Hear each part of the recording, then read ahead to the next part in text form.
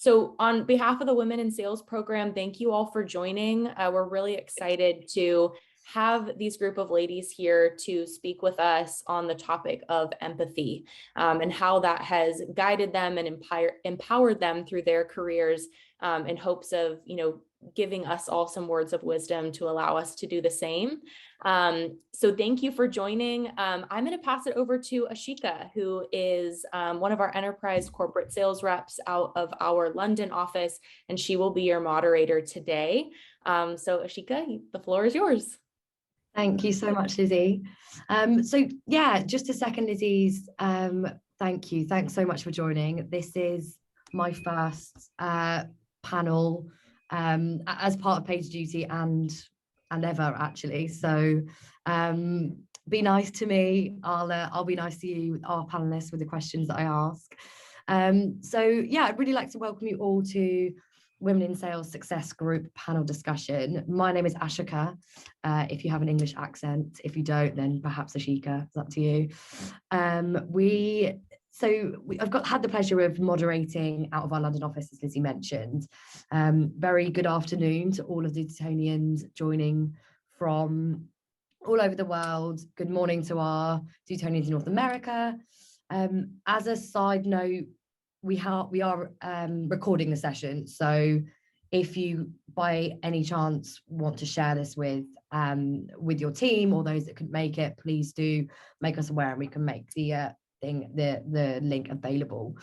AJ as well has just posted a link in the chat for Slido questions, so anything that pops up, please do go ahead and pop them in the Slido and we can get to them at the end. So today's topic, elevating with empathy, it was actually inspired by an article in the Harvard Business Review that discusses the misleading perception that women in leadership must emulate in order to succeed. And historically, perceptions were that if men have most of the top roles, then they must be doing something right. And not in the kind of the mindset that, well, why don't we just get all women to act like men, and the world will be a fast-paced, smooth talking kind of world. However, it's not that way, and I'm sure most of, if not all of the women on this panel agree that men aren't necessarily any better than women in leadership roles. There just simply is more of them. So more recently in studies, they've found that many successful leaders, regardless of gender, have the ability to empathize as well as command and bring in their head and their heart to become the most efficient leader. This is almost a leadership that is driven by a deep understanding of those around them, acting with kind of vulnerability in order to develop more meaningful relationships. And I really agree with this next sentence, the most effective leaders, regardless of gender, are those that bring themselves, which is a value that we really, really relate to here at PagerDuty. So without further ado, I have been really fortunate to be asked to run this panel, and even more fortunate to introduce some very, very strong leaders in the market today. So we'll start off with Sally Duby, who is the Chief Sales Officer Partner at the Bridge Group. So Sally, if you are here, where are you on my screen? Oh, I don't know if I can see you. Sally is the CSO and partner at the Bridge Group, which includes the sales development consultancy working with tech stars such as Cooper Software, Alvalara, Bill.com, Dropbox, IBM, and Oracle and Autodesk. So that was a mouthful to say, which means you can see the experience that Sally's had across the industry. Previously, she was interim VP sales for a SaaS startup, head of sales for Skype, and ran another inside sales consultancy for 15 years. She is also an advisor for many companies, co-founder and board member of VP of Sales at Forum in the Bay Area. and was named, actually incredibly, one of the top 25 most influential inside sales executives. So welcome, Sally, to the panel. It's great to have you on board. Next, we have Valeria Caracuta, investor and former VP Specialist Sales at Dell Technologies. So Valeria has spent her entire career in technology, leading sales teams at organizations like Veritas, Symantec, Informatica Cloud, and Dell. As the VP of Sales at Dell, she led the Synergy team, which she formed with the goal of creating cohesion within VMware, an independent company part of Dell Technologies Group. So the mission of her Synergy team was to generate incremental business outcomes and improve customer experience. And most recently, Valeria has started her own business as an investor for early IT startups. So welcome, Valeria. Really great to have you on board. Next, we have Claire Edmunds, CEO of Clarify. So Claire Edmunds is the CEO and founder of Clarify, a sales and marketing services-based company actually based in the UK. Claire passionately believes that teams thrive and deliver the best outcomes for clients when they operate within a psychologically safe culture that provides clarity on what's expected of them and how they should behave. Clarify's pragmatic approach to developing empathy as a core skill for all salespeople, managers, and leaders has directly impacted the business and measurable results they deliver to their enterprise technology clients. So welcome, Claire. Next, we have our very own Manjula Talreja, Chief Customer Officer at PagerDuty. So Manjula is the Chief Customer Officer at PagerDuty, leading all of the post-sales business. So she drives and accelerates digital transformation journeys of companies in order to develop and deliver that world-class customer experience success that we pride ourselves on. Manjula is an industry veteran whose executive leadership spans across HP, Cisco, Salesforce, and PagerDuty. Another award-winning woman that we've got on the panel, which is great, who won in 2020 Top Women in Technology, which is absolutely fantastic. In addition, she continues to give back both in the United States and in India with a focus on children's education. So she's a board member of City Year, a non-profit organization focused on undeserved schools and providing young people with a chance of a better future. So really great to have you on board, Manjula. Welcome to the team and to the panel, should I say. Next, we've got Bebe Nayyar, Senior Director, Sales Development at PagerDuty. So Bebe leads PagerDuty's sales development organization in our North American team.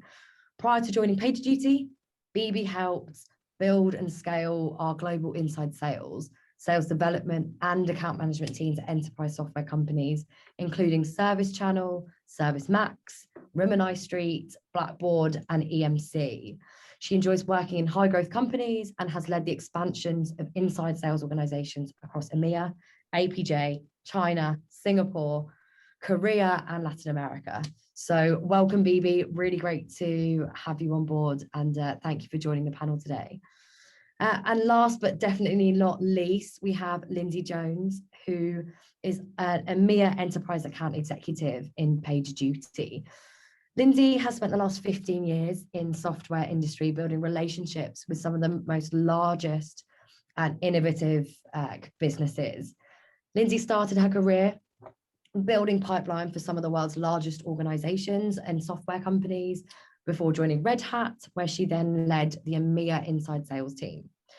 The next challenge that Lindsay saw moved her over to her first field sales role at Informatica, where she had the pleasure of working with companies such as BT, Vodafone, Virgin Media, Manchester United, which for those that aren't in the EMEA region is a very large football team and one that I personally support. So thanks, Lindsay, for keeping them online when I needed to get tickets. And then after that, where she stayed for 8 years before boarding the rocket ship that we call PagerDuty today, and she supports our enterprise customers to challenge cultures, drive innovation, and accelerate digital initiatives. So thank you very much, Lindsay, for joining the panel. Great to have you on board. Thank you. So whilst I have just been talking for the first 14 minutes of the call, I think it's time to get some of the views of our panelists. And so let's start with a quick fire round. And as I've mentioned, the topic today is empathy and what it means to you. So Lindsay, would you mind kicking us off today with how you would describe what empathy means to you as a woman? Yeah, of course. So for me, it's about understanding other people's views, opinions, feelings, motivations. And once you're able to understand those, that you can connect with them on a deeper level. When we say empathy, I hear connection. Empathy for me is all about how we connect. But really, it's kind of one string in our bow to how, to allow us kind of a deeper understanding for other people. Great, thank you. Let's go to, just because you're next on my list, Sally. What does empathy mean to you? Good morning, everyone, or good afternoon. So, empathy means on both sides of the equation. I think you've got to look at whether you're leading, managing teams of any kind, that you've got to deal with them with humility, respect, and appreciation for who they are as a person. And also with your customers, prospects, treating them with that respect and honesty. You're not strong arming them into any type of sale, but showing them that we're a trusted partner and that we want to be respected and treated with honesty as well. Yeah, and I think that's so important to bear that in mind. Thank you, Sally. Valeria, what does empathy mean to you? Yes, thank you, Ashika. By the way, do I pronounce your name correctly, Ashika? I'm Italian, so I've got a bit of an accent. Yeah, no, it's really interesting. I get all sorts. I get Ashika. So yeah, perfect. Thanks so much for double checking. And thank you also to the PagerDuty team for inviting me to this call. So the definition of empathy for me is very straightforward. It's the ability to read people, to see the world from their standpoint. And this is not sympathy, which is about feeling sorry for someone. It's more like cognitive compassion, where you can see the emotions of someone else and don't let them affect your own. So to me, empathy is also making time for people. Basically, forget the watch and make sure you create an environment of psychological safety where people can talk to you, feel comfortable to discuss, and they don't feel judged. And why is important, back to Lindsay's point, is all about connections. And people are open to follow you if they understand that you get them. Yeah, and I think actually you've made a really good point in that empathy and sympathy are very different concepts. So thank you so much for identifying that and giving me your understanding of empathy. Claire, what does empathy mean to you?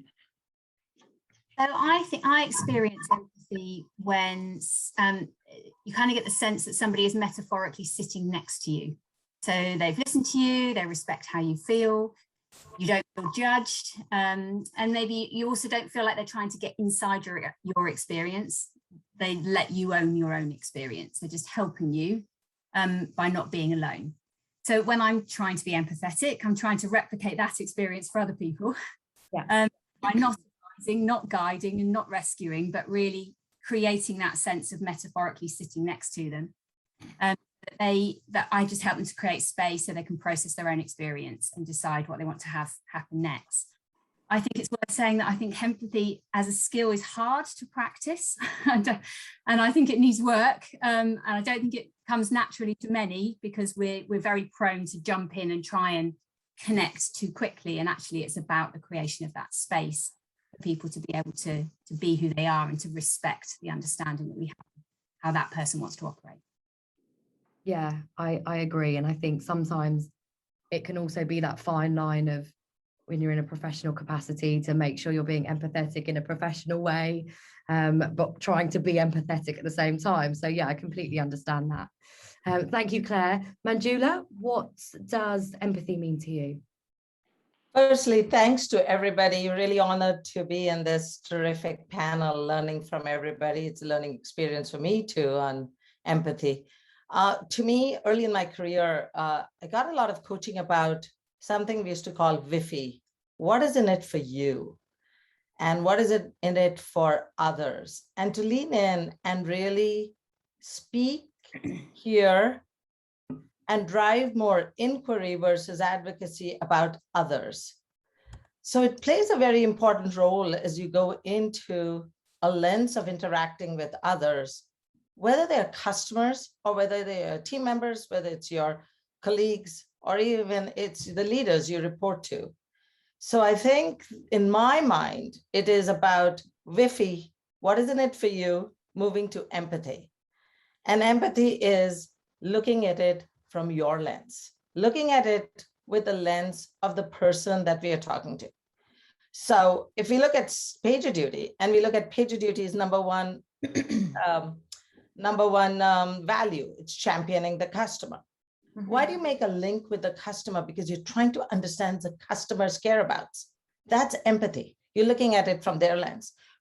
And I think as a leadership team, empathy has come front and center in these unprecedented times, because it's about bringing ourselves, and you mentioned that. If bringing ourselves is a core value, then bringing ourselves and bringing everybody's selves, not just us, but of everyone around us, including our customers, you have to lead with empathy. Yeah, I agree. And thank you so much. It's great to hear so many different opinions across all of the women that we've got on this panel. So that's really great. And that leads actually really nicely on to the individual questions that we're going to jump into now, because upon kind of the initial interviewing of our panelists, we realized that everyone has their own unique perspective on empathy. And as throughout their lives, throughout their careers, personal and professional, we really couldn't have asked for a better array of panelists. So Bebe, I've got you first on my list for the first individual question. No pressure. No, I really mean no pressure at all. So Bebe, we understand that empathy started at home for you. So what we're interested to know is, how have you applied this throughout your career? And is it something that you've always championed as a leader in your career? Yes, thank you for having me. Nice to meet you, Ashika. So happy to see all the women here in, from across the world, I should say. So yes, for me, definitely empathy started at home. I was born and raised in India, and empathy, I felt, was a very big part of the Indian cultural fabric, especially in my family, where it stemmed from my father, who held many leadership roles. And I noticed that as I was observing him as I was growing up, is he always had a people first approach as he led very, very large transformational projects. And to me, that was very interesting, because I noticed that he was always trying to win the hearts and minds of the people that he was leading through very difficult times. And he would pay a lot of attention to what was going on in their minds, what did they care about, where did they want to go, etc. So at a very young age, I started recognizing the value of understanding and giving an opportunity for people to express their point of view and getting to know them, especially if you're working with them. So for me as a leader, I have always championed it. I've been in sales for a long time. I carried a bag and sold. So every customer interaction taught me that I needed to build relationships. And one of the core tenets of building a good relationship with a customer is trying to put yourself in their shoes and understanding where they're coming from. I think that's very core to being empathetic. As a leader, I manage sales dev teams that sit right in the middle of marketing and sales. So we have to cross-collaborate, align, and make sure that we're right on the top of the revenue building engine, and we're continuously growing. And the talent pool that we're building is young and embarking into sales. So understanding every individual that we're recruiting, and making sure we understand how we can support them in their journey makes us want to be empathetic. We cannot not be empathetic. We have to be able to make a connection, lead them to the path where we think that they would be best suited in their career. So those are some of the ways that I have championed empathy in my leadership style. I felt it comes a little naturally to me. I'm more inclined towards it. And early on in my career, I was coached by some fantastic managers and mentors who encouraged me to be me. You know, I came into the world here where I was always thinking, I need to merge, I need to emulate, I need to conform. And somebody tapped me on my shoulder and said, no, you need to be you. You bring your own different perspective, and we want you to do that. So I think getting that encouragement early on, I kind of started propagating it in my leadership style as well. Bring yourself and do what's right for you, and make sure that you're clearly heard. Your point of view is important in our decision making, and we want to make sure that, you know, empathy is not compromising productivity or performance standards. We're always driving to numbers because we're in sales, but empathy is all about how can we understand where you're sitting today and how can we help you get there. So that is a little bit about my journey into, you know, being an empathetic leader. Yeah, thank you. And that it's so interesting to hear how something that happened when perhaps you were younger and you learned from your father is now assisting you in a role further down your career as a sales leader. So that journey is so important for everybody to hear about. So thank you so much. That was a really great story. Lindsay, we're over to you next. We understand that you have a passion for understanding what makes people tick, why people think the way they do, and stems from your degree in psychology. Similar question in that, how have you leveraged this in building relationships with your customers? And I've seen this in action, so I know how great you are at it. How have you, driving positive business outcomes using that understanding of why people are thinking the way they think and how they act? Oh, that's very kind of you to say, Ashika. Thank you. So I was lucky enough to go and study at university, and I read psychology. And I really quickly became so fascinated with understanding human behavior and our motivations for why we behave as we do in certain situations. So I was kind of hooked first semester in. And clearly there are a lot of topics that are covered in psychology, but if I were to summarize at a basic level what that 3 years of study looked like, it's that connections that we have with people are all completely unique. And actually at a basic level, humans crave these connections. I think looking at the last 18 months and how difficult it's been, we've been forced to connect with people in different ways in a virtual world. And it's forced us to change the way that we connect with our loved ones, our customers, our partners, our colleagues. So for me, being able to understand my customers' motivations, why they behave as they do in certain situations, allows me to respond and adjust my behavior to support them. I found that if I understand and I take the time to understand how my customers tick, what's truly motivating them, and that's actually allowed me to build trust in my business relationships. And actually I found a whole wealth and range of why people are motivated to partner with me, ranging from, could be a personal win. So they could be kind of hanging their hat on career progression as a result of this digital transformation project. Or it could be that actually they've been brought in as the change agent and they have some specific goals around accelerating that digital transformation. But understanding what's motivating those customers and my champions helps me, almost gives my customers the space and allows me to support them to get to their goals faster.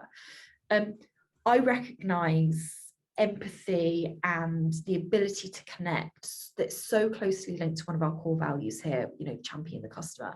So actually one of the things that I like to do once I've built that trust and once I've got a good grounding in my business relationship is share with them that my plan is to make them the rock star. And I use that terminology with them. And 9 times out of 10 goes down extremely well. But actually just being empathetic about what my customer's personality is, whether they're an introvert, whether they're an extrovert, will either suggest that goal is, let's make this customer so successful that they're standing on main stage at PagerDuty Summit, year on year, or perhaps it's kind of a less flashy, let's do, a quieter kind of co-authored blog together. But being able to use empathy and understand my customers' goals, and more importantly, why those goals are important, has definitely been a successful tool for me. I actually was I was having a quarterly catch up with one of my main champions with one of my customers yesterday, and he told me he's celebrating a promotion. And although I'd like to think that that's purely based on the partnership with PagerDuty, PagerDuty has definitely played a part of that. And, thanked us for the role that he played in us being dependable and successfully delivering against his goals over the past 3 years. So that was really nice to see. Yeah, and that's, again, it's similar to Bebe in that your journey as a 21-year-old throughout university is now developed into helping you create champions within your customers and use that to accelerate your career, which goes back to what empathy means to everyone. It really is like a journey that starts when you were younger. So thank you so much, Lindsay. That was really, really good, really interesting. We're going to Valeria next. Yes. Valeria, I mentioned at the beginning that your team you created was called the Synergy Team. So that really focuses on championing empathy in order to build successful relationship with customers. Do you mind telling us a little bit about the process of building this team, specifically why and how you brought team members together who traditionally competed against each other?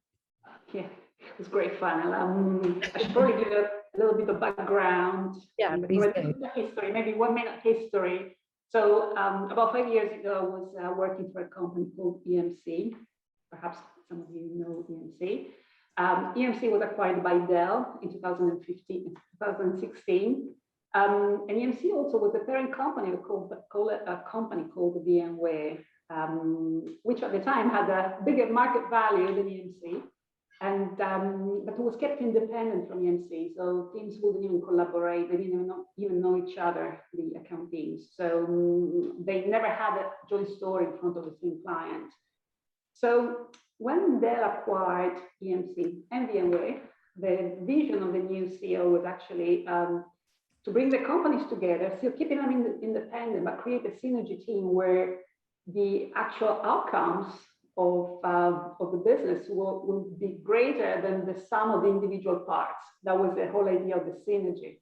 And the idea was also to create some commercial collaboration. So have one paperwork, for example, to make it simple for joint clients to do business with Dell, but also to have a joint story in front of the client, like a technological story and some technological synergy. So I was in charge of this particular team in EMEA. And in fact, I was part of the enterprise team in EMEA. So early days of collaboration was quite challenging because the team wouldn't even see the reason why they should collaborate. So they didn't have a reason to get together and doing like a joint account review. So we actually started by demonstrating the value of teamwork by having some quick wins together, bringing actually a couple of large opportunities in the first 3 months of operations. And we started replicating those opportunities with some of the largest accounts in Europe. And basically, we started replicating these accounts. We saw like some of the deal values increasing, like in the range of the hundreds of millions. This is something we've never seen before when everyone was operating actually individually. And actually, the bigger the team, the bigger the deal, and the bigger was the need for bigger teams to come together. Some of these deals actually required 100 people to come together. You know, that included sales, technical people, the legal team, financial services, all the back offices, executive engagement, all the PAs lined up to make sure that meetings happened, because some of the people wouldn't even turn up for a customer for a deal review. So basically, teamwork was necessary even to organize an event. So the bigger the event, again, the more organization, the more people we have to bring together. And some of the transactions, as I said, were in the order of the hundred of millions. So the message to all of you is pretty much the power of collaboration, and that it's all about bringing people together. Is about the value of teamwork, and also to make everyone in the team accountable, and to coach them basically so they can be at their best.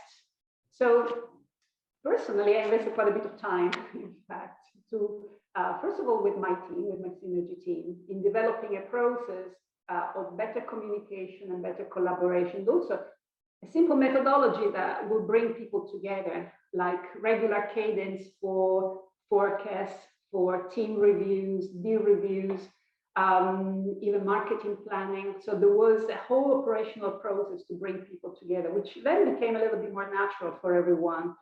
And also lots of after hours conversation behind the scenes, after work, lots of customer meetings and dinner meetings as well with everyone, just basically to explain the opportunity to people that, you know, clearly wouldn't get it. So to conclude, my role was basically, first of all, to enable the team to reflect on this particular opportunity, and also to coach them on the journey, because was all about being more collaborative, but also, you know, for the managers as well, to make a conscious decision that they wanted to collaborate, because I never took for granted that even the leaders who want to collaborate. So they had to make their commitment to us that they wanted to collaborate. And in a way, just to conclude finally, to let go the past, because again, as I said, we are talking about a team that used to compete before. Let the past go and craft a new future together. So, and that was pretty much my job, which was quite successful. In the end, we doubled the business year on year. I did that for 3 years. And then I was done with it. But yeah, I just wanted to provide an example of team collaboration and synergy, and the power of empathy really in teamwork. That's incredible. And not only are you sharing how you've used empathy, you're also sharing how you've shown your experiences to help the team, to help managers, which really is what it's about, collaborating, using your experiences to accelerate others' careers around you. So yeah, thank you so much, Valeria. That was and congratulations. That sounds absolutely incredible. Thank you. I've lost my questions because I've got too many tabs open. I'm back. Sally, we'll go to you next. You mentioned earlier in your career, as you moved into leadership roles, empathy was kind of a dirty word and not valued as a key leadership trait. How were you able to prioritize empathy, knowing this stigma existed around your workplace? Yeah, thank you, Ashika. This is, you know, something that's kind of near and dear to me. And I guess I would say over my journey at the time I was living it, I didn't necessarily realize what was going on until later. And now being able to look back on it, you know, I have a new perspective and a new lens on things. But so I'm going to tell a story that is going to date me a lot. But when I would say first got my start in the tech world many, many years ago, it was with Oracle. And when I started at Oracle as a $50 million company, when I left 4 years later, it was a $1 billion company. So we were on quite a journey at Oracle. And, you know, I started as an inside sales rep. And I would say I was very starry-eyed and naive and just very excited to get into a company like Oracle. My sales manager who hired me was female, and we had about 40 to 45% of it was inside sales, was all made up of women. So I kind of didn't, notice much and just thought, okay, yeah, we've got a lot of diversity. Or actually, I never even thought about it just because it was there and it happened like that. But then as I spent more and more time there, it became quite clear that like all the directors, the VPs and everything, they were all men. And all the field sales reps we worked with and the leaders out in the field sales were all men. And as probably many of you have heard along the way, the culture at Oracle was very cutthroat. Lots of internal competition. As a matter of fact, the CEO, Larry Ellison, was always like, I want 15 Oracle sales reps to be competing on the business with the same customer, because that way it's cutting out a lot of our competitors. And my odds, if I've got, 15 sales reps in there and I've got 3 competitors, my odds of getting that business one way or another are awesome. So it was a very unique dynamic that we were exposed to there. We weren't, it wasn't an accepted practice to consider or to collaborate, as Valeria was talking about. That was such a different environment. We weren't supposed to collaborate. We were just supposed to go and figure out how to win the business for ourselves in any way possible. And so, I have a story. As I was a sales leader, I was in a meeting with our big wig SVP of sales, and he actually told me that I was stupid in this meeting with other sales leaders. So that was a really interesting experience for me. But why he told me I was stupid was because I had a sales rep who had worked really, really hard and spent a lot of time working on this one deal. And they did such a great job that they were actually able to grow the deal substantially. And then it became a point where the deal was too big. And based on our rules at the time, all of a sudden became not an inside sales deal. And we were supposed to hand it off to the field. Well, literally the field rep was able to jump in and get a $150,000 deal with 2 phone calls because we had done so much of the work.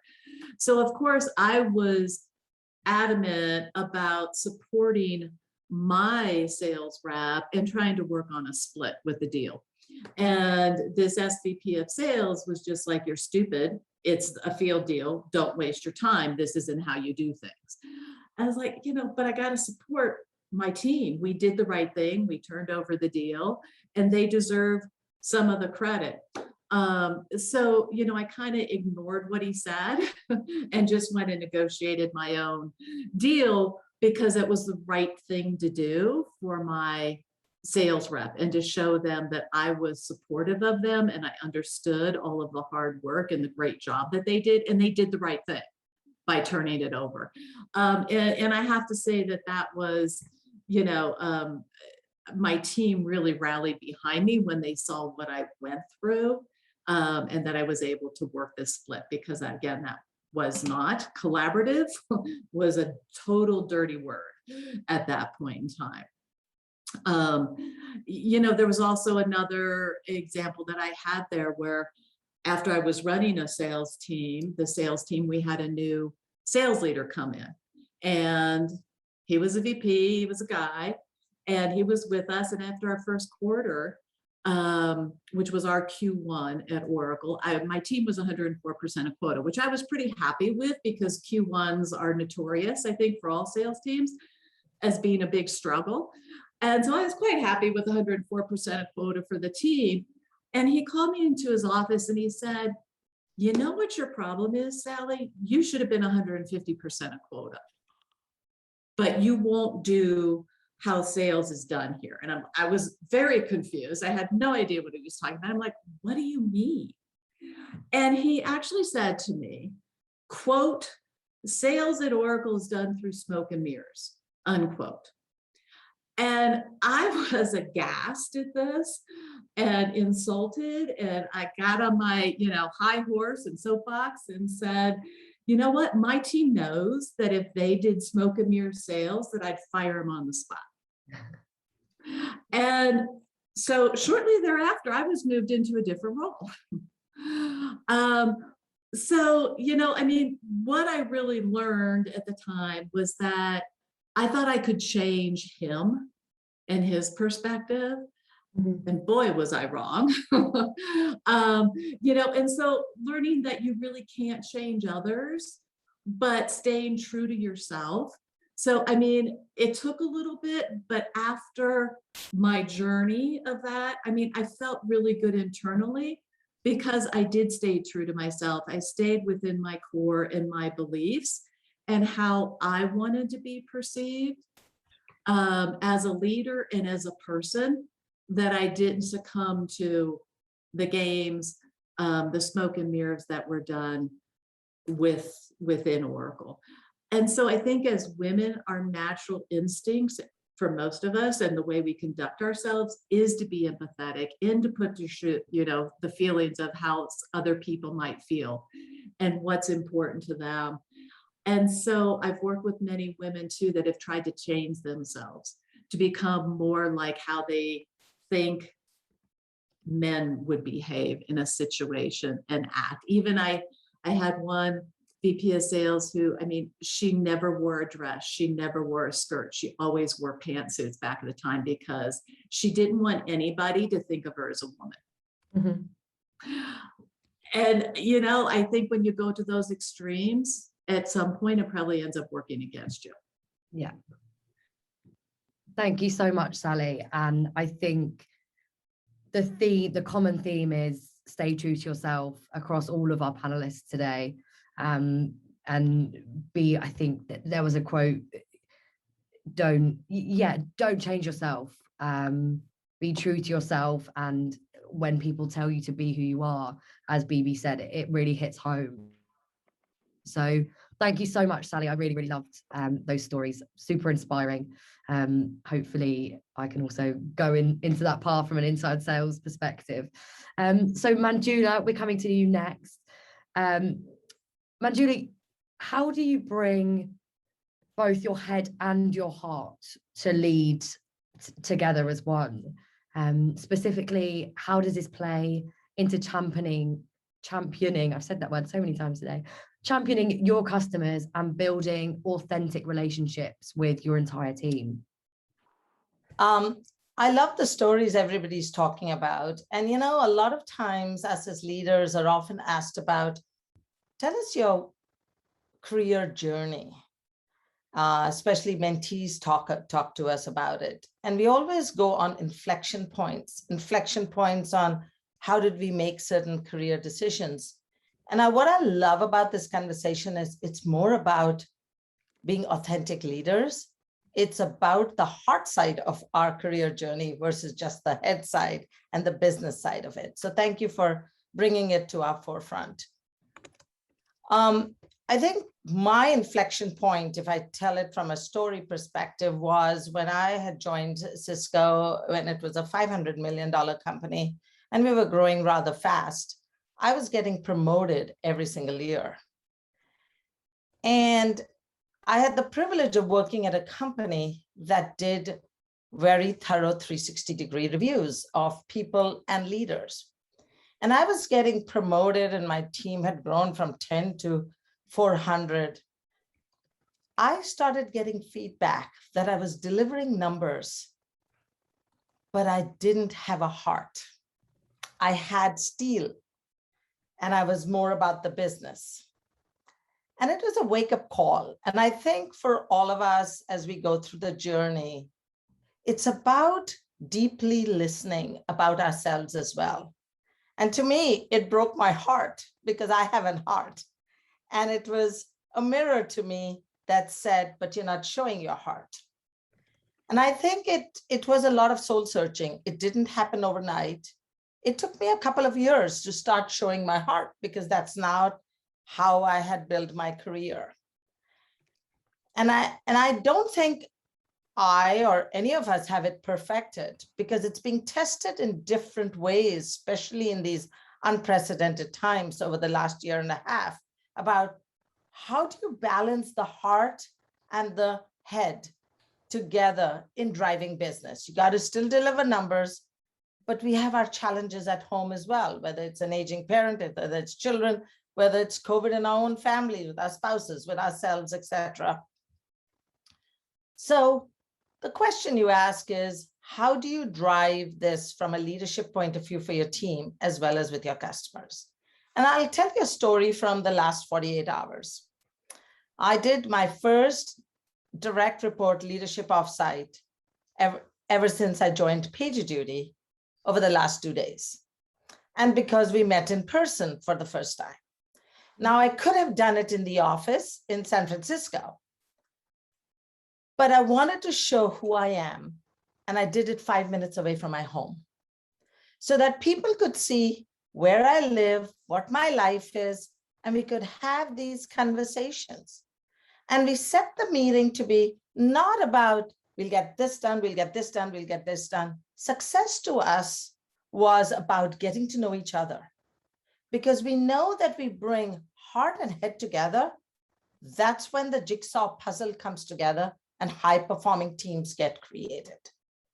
And everyone was on such a high last night when we ended, and we'd actually solved some critical things that we hadn't quite connected in the past by naturally coming together with a heart and a head and setting that tone. So as a leader, it felt really good last night in terms of bringing that together, literally 5 minutes away from my home. How do we do it with customers? In terms of customers, it's about not just connecting with a customer when we want to close a deal, or connecting with a customer in reference to a beginning of a deal. It's to continue the journey. And if I think about heart and head is, how do we help each other? And I think a couple of you talked about, whether it was Bebe, whether it was Valeria, everybody talked about putting yourselves in the shoes of the customer. Mm-hmm. And the customer goes through their own journey. Customer may be at one company one time, another company another time, but it's actually helping them be successful personally. But also, then it's easy to ask them for help later on and bringing your heart and being authentic. I'm personally grounded in Stephen Covey's 7 Habits, where he taught me early in my career, and I did this course like 2 months coming out of college in my early days. It's like you go through you can't withdraw from the savings account if you haven't deposited. And the way you deposit money into the savings account of a customer is by looking at it with empathy, helping them during times where they need help. So when you go in with an empathetic, when you go into a customer and you're in a business review or a meeting with their boss, lead with empathy and give gratitude to your customer and show how well they're doing in front of their boss. That's about leading with empathy. It's not about just going into business. Talk about the stories. It brings that connection with the customer, which is about empathy. It's about the heart. And to me, I haven't perfected it. I'm still learning, and I continue to learn through this forum as well. Thank you so much, Manjula. And it's so interesting to listen to you almost say that the customer might be in one place and then the customer might be in another place next time. But it's that you leading with empathy that's going to make them follow you to the next company, right? And building those relationships and championing your career. So really, really interesting. Thank you so much. We've got Claire next as the final individual question. So Claire, throughout your career, you have observed that conflict in the work environment often comes from assumptions made by others, especially among teams that have worked together for a while. How do you encourage your teams to break free from those assumptions and lean in towards empathy rather than your initial judgment? I think firstly, it's lovely to hear everybody's stories. Thank you so much for sharing. It's been great to hear that. I think in the first instance, it's all about creating an organizational culture where it's okay to be human. And being human is about the fact that everybody reacts emotionally to things that happen, and that other people, we'll all make up stories in our own minds about what we think is going on in an environment and the actions that we see others taking and the intentions that they have. And likewise, we have to understand that others will also make up things in their minds that might not be true about us, but that for them are real. And I think when you're working in team environments, whether that's working with clients or working in an internal capacity, there are patterns of behavior that become apparent over time, where people start to make assumptions about what they think others are thinking, how they think others will react in certain situations. Particularly in sales environments, we start jumping to conclusions about what we expect our customers to be doing or how we're going to expect them to behave in certain situations. And the first step is creating a culture where it's okay to understand that happens. And then secondly, that we start to get curious about what is really going on for that individual. So we start to challenge the assumption and that dreaded word judgment, which is like the opposite, I think, of empathy. It's where you've judged somebody and now they can't be vulnerable with you because you've already closed the door. So the risk, of course, when you're working in a team environment is that people get locked into patterns which actually results in feeling contempt about other people. And I'm sure we've all worked in teams where we've seen that happen. And that breaks down trust, which is so important for creating an environment where people can be empathetic. You just can't empathize with somebody else if you are holding them in contempt. Those two things sort of just prevent each other from working. So what we've established in our organization is starting with our leadership team, because I think that setting tone and setting culture comes very much from the leadership team, and whether that's in an organization, at an organizational level, whether that's in a team level, or whether it's in a partnership environment as well. So the first thing is to have a commitment that you aren't going to hold people in contempt over time, that you are going to have the courage to talk to them and to explore your own reaction to something which is going on. So by doing that, if you examine, ask yourself questions about why you feel a particular way, why you're making certain judgments, then you can start to share those with other people. And you can say, this is what I'm making up, this is what I'm inferring about the situation that I'm seeing, which means that we've got to take that courageous step to be vulnerable in the first place and ask others to then be empathetic with us. And we can ask them to come to us and share their thoughts.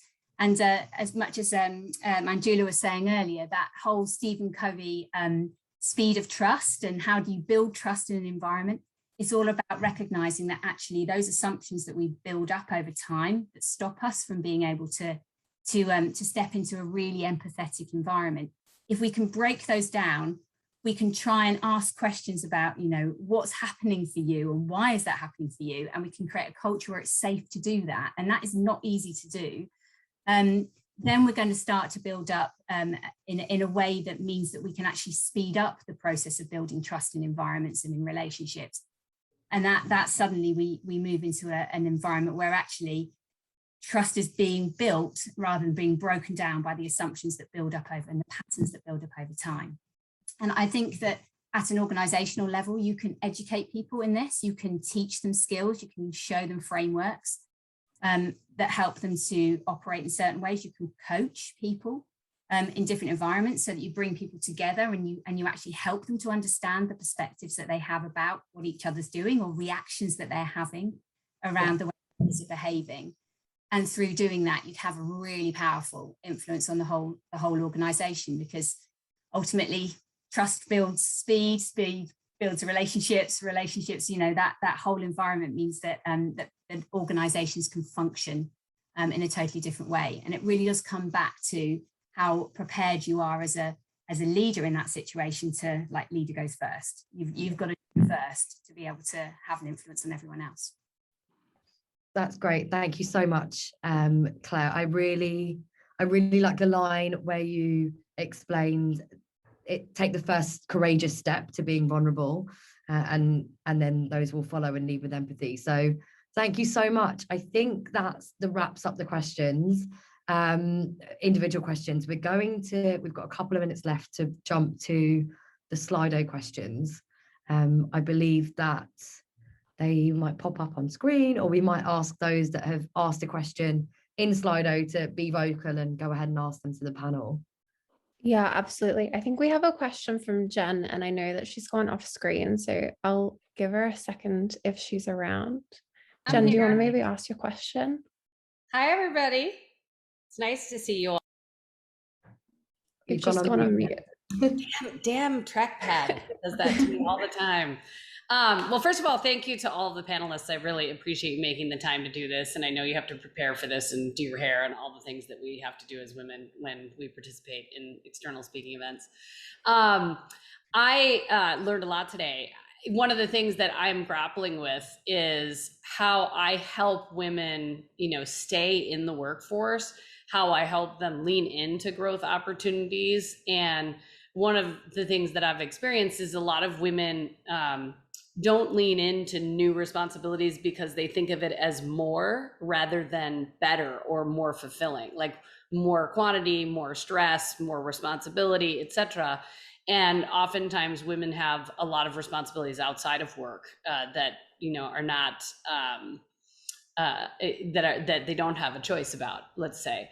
So what can we do given this pandemic environment and just literally the environment we're living in, and I think are going to continue to live in over the next couple of years? What can we do to support women more effectively so that not just the women of PagerDuty, but women stay in their careers, continue to invest in their careers, have the support to invest in their own growth, and still feel like they can be successful in their personal lives as well?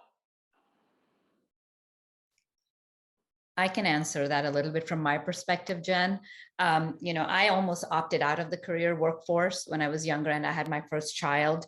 And it's a personal story. I started working as an individual contributor in sales, left leadership to go back because I had to manage a child and couldn't commute long distance. And so one of the things that I learned is one of my former bosses tapped me on the shoulder and said, Bebe, you got to come help me build this team. And I want you to commute to Milpitas. And I said, I just can't do it, John. I have a young child. And he said, well, let me think about it and let's see how we can make it work. And it was the trust and faith and the flexibility that he had in me. He didn't compromise on productivity or performance, but he said, what if, you could leave work every day at 4:30, because I know you have to pick up your child from daycare. Could that work if we could do that? And it was, I thought about it. I pondered, I worked with my husband to see if that was going to be a viable solution. And, it happened. And again, I forayed back into leadership, but I felt that if I hadn't been given that opportunity or that flexibility, and that comes from trust and previous relationships, I don't think I would have gone back into leadership because of my home responsibilities were so much more, weighing on me versus taking on, a better role, right? So it required conviction, it required flexibility, and it required trust. So I think we should kind of, as you're asking, what can we do for women? I would say, understand where they're coming from and give them the flexibility. And I think we can make great things happen. To add to that as well is, normalize this work life. I don't ever talk about work-life balance. It's work-life integration. Especially through the pandemic, Jen, I know you know my youngest son. I've seen him many times. He did many calls sitting on my knee. I started to introduce him as my chief negotiator.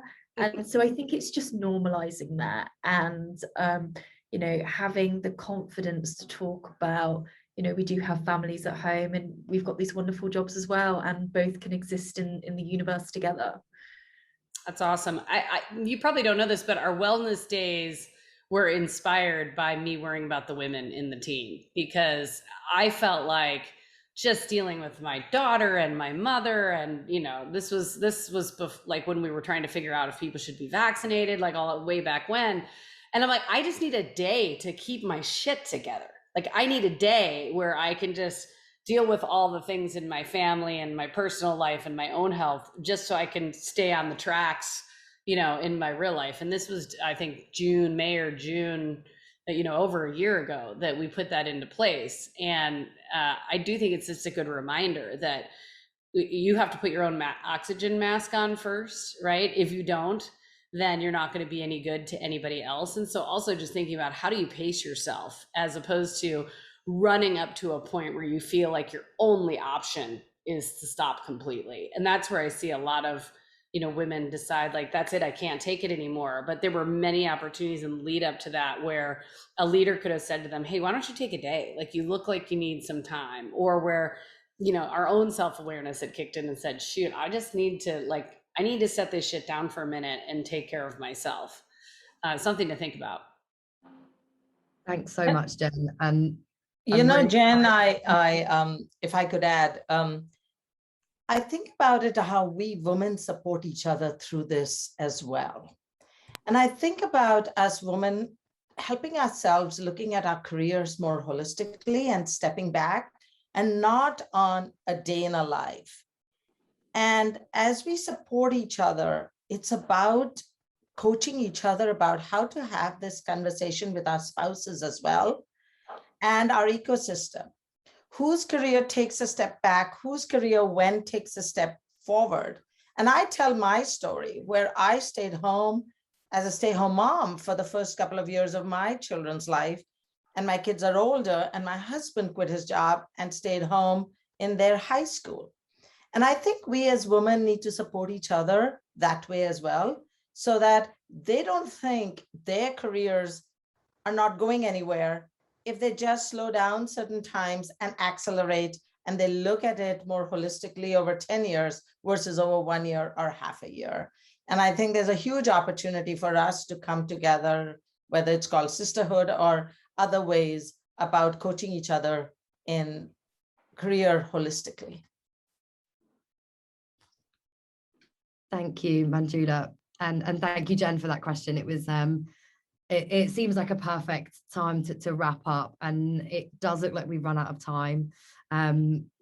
We perhaps needed a little bit more time, but thank you everyone so much for joining. There have been some amazing people as well behind the scenes. It's actually 2 a.m. for AJ in Australia right now. That's been working away at all of the questions and the interviews, as well as Lizzie, Randa and Truk. So thank you all so much. I'll quickly end with a quick question, maybe 1 or 2 answers. If you could take something away from the panel today, what would you take away? And maybe like a 20-second snippet so we can wrap up.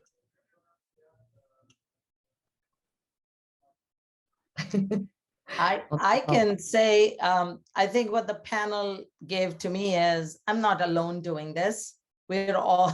Everyone's got challenges and everyone's gone through a journey. And sometimes we forget to remind ourselves that we're not alone. Yeah, it's great to see so many people in the same position. Perhaps one more, Lindsay, what will you take away from it?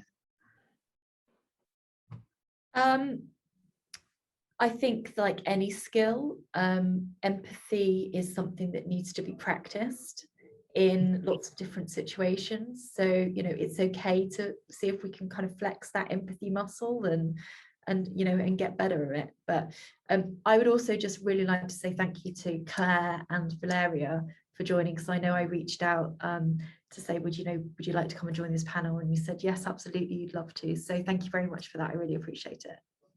Thank you. And thank you, Lindsay. Actually, on this note, I would like to thank you. So, and the final note to the audience as well. So I got a call from Lindsay. Lindsay and I haven't spoken for 10 years. I mean, we used to work together in Informatica. So she called me because of the topic was empathy, and she said, oh, you're a very empathetic leader. So I leave it with this. So first of all, thank you, Lindsay, for thinking of me.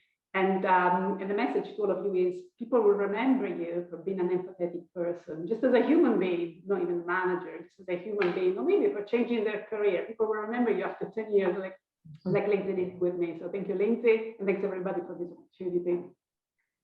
Thank you so much, everyone. And genuinely, it's been an incredible hour to be a part of. And as AJ said, we could chat for 3 hours. But I know everyone's got to get to their days and their evenings or their mornings. So yeah, thank you so much everyone for joining. I'll leave you to go about your days. We have the recording, so we'll be sending it. I'm sure that will be looped around. So yeah, have great days, and thank you for everyone for your time today. Thanks so much. Thank you all for having me. Thank you, everyone. Thank you. Thanks. Bye. Bye.